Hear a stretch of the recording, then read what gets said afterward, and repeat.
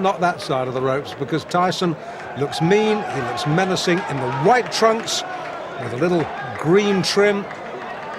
Don Halpin, who has got a record of 9 wins and 18 losses in a 27-fight career. Significantly, not one of those 9 wins has been inside the distance, so he is not going to hurt Tyson. Can he survive? Tyson. We know from what we've seen so far, he is not a fighter who throws a lot of jabs. He likes to work in close, just puts out a little left feeler and then comes in swinging behind that. Halpin nicely tucked up, good technique. But these body shots, they hurt. Trust me, they hurt.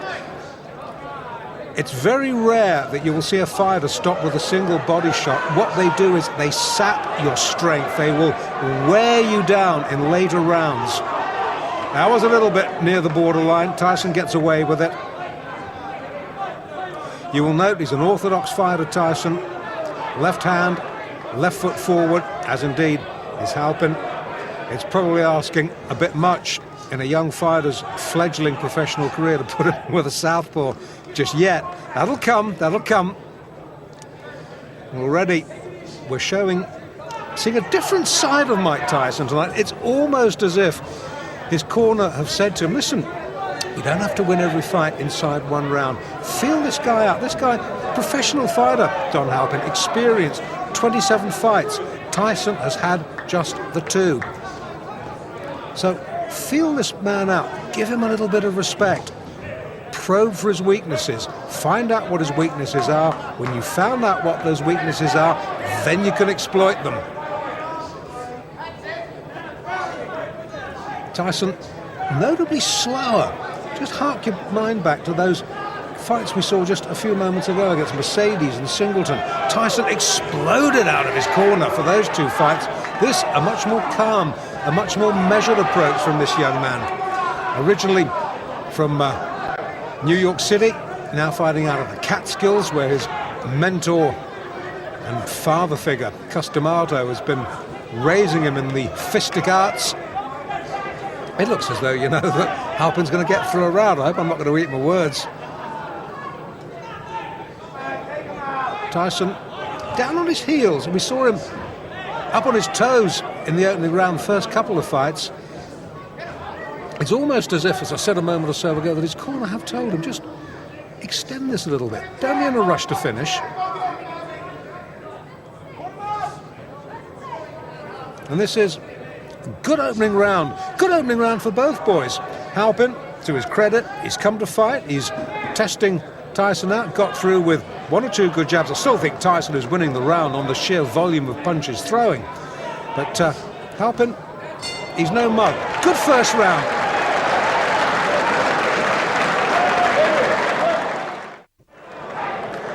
Round 2 of the 3rd professional fight of Mike Tyson's career. Mike Tyson in the white trunks in the left-hand corner nearest us. We're in Albany in upstate New York. It's the 23rd of May 1985. Take your eyes off the ring card, girl. Watch the fight. We've had a good first round between Mike Tyson and his 3rd pro opponent, Don Halpin. And all the more applause and praise for Halpin in that he has succeeded where the first 2 Tyson opponents, Hector Mercedes and Trent Singleton, failed, in that he has heard the bell for the end of round 1. Neither of those 2 gentlemen did. And it remains to be seen just how much Don Halpin, who's an experienced pro, having his 28th fight tonight, it'll be interesting to see just how far he can extend Mike Tyson. Great things expected of Tyson. Customato, who, if you're a fight fan, will know was the guiding light behind the career of former world heavyweight champion Floyd Patterson. You will know that when D'Amato says this man can be a world beater, you've got to listen to it, you've got to respect it. But D'Amato will have seen things sparring that we haven't seen in Tyson's professional career, because we haven't had a chance to see yet exactly what he's capable of doing. We can see he's a superbly conditioned athlete. Well, that's down to Kevin Rooney and the gym work. We know that he's a good short puncher. We haven't really seen him throw a jab worthy of the name yet. But then again, the perfect heavyweight has yet to be born.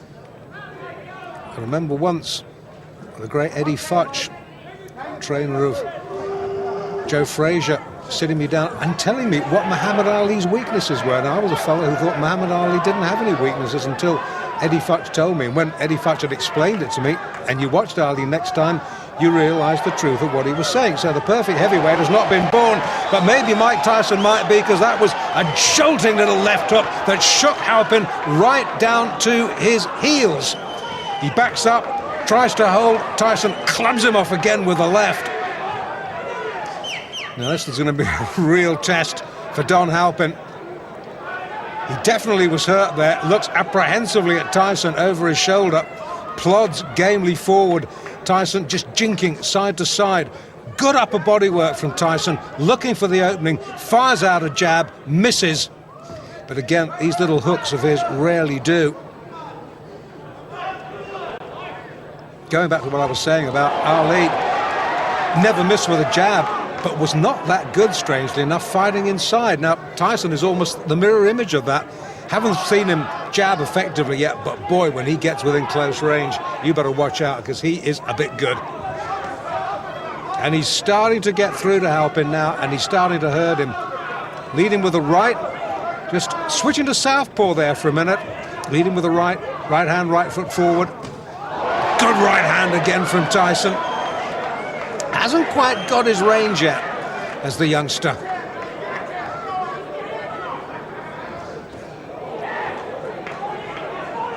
Far cry from those early days in Brooklyn. When he was a kid, by his own admission, he was a bundle of trouble waiting to happen. And who knows what would have happened if Customado hadn't picked him up and taken him under his wing. Let's not dwell on that. Let's dwell on the positive. Let's dwell on the fact that we just might be seeing a man who could go on to great things in this heavyweight division. End of the second, Tyson glares at Halpin. Halpin, he's having none of it, ignores him, walks back to his corner. Tyson almost affronted that Halpin had managed to go 2 rounds. Round 3 now of this scheduled 6-rounder in Albany in upstate New York. Mike Tyson in the white, Don Halpin in the blue with the white trim. 2 completed rounds. Tyson has taken them both quite easily. But Halpin has posed in the sort of thought-provoking opposition that Hector Mercedes and Trent Singleton, the opening 2 opponents who folded inside around, the pair of them haven't managed to do.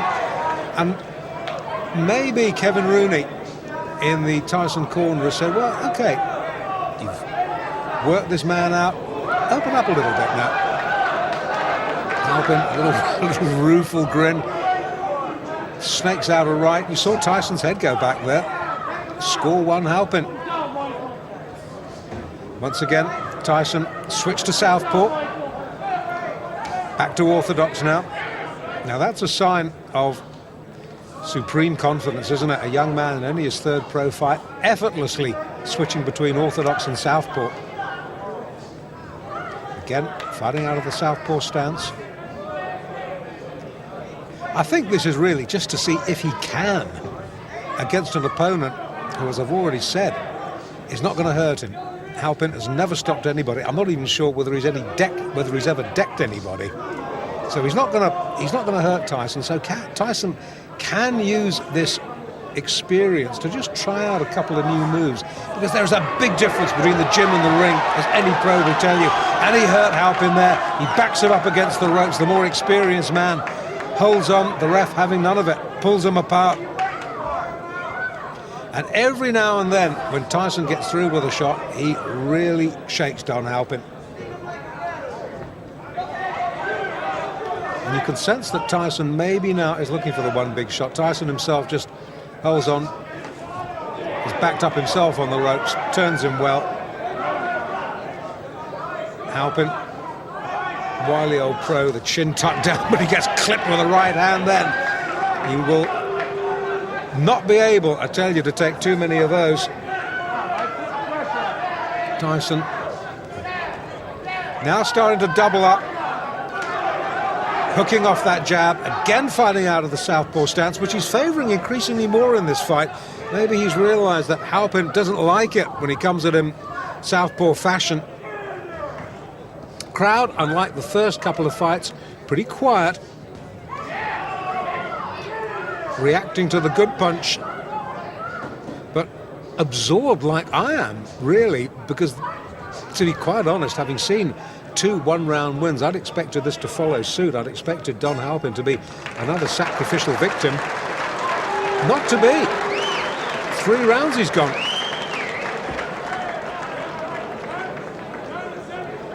Well, I don't think there can be too many doubts that Tyson has won all 3 rounds. And I would think that Kevin Rooney there in the blue tracksuit top is pretty satisfied with what he's seen. Tyson, in case it needs any saying, has never been remotely troubled at number 4. Has got a slight problem. Great cheer, biggest cheers of the night, as the ring-card girl straightens it out.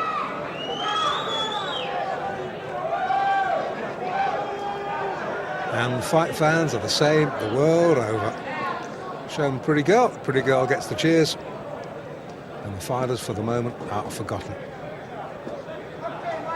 Well, in the Halpin corner, they might, you never know, be harbouring thoughts of him being the first man to take Mike Tyson the full distance. Would be a first, wouldn't it? Round 4, then. Oh, good shot. That's a short sneak right.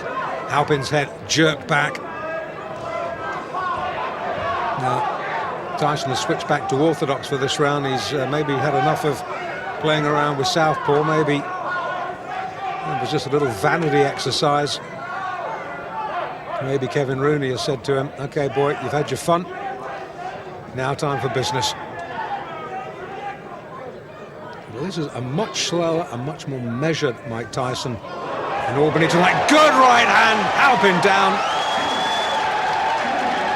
You, behind the camera, had the most perfect view of that.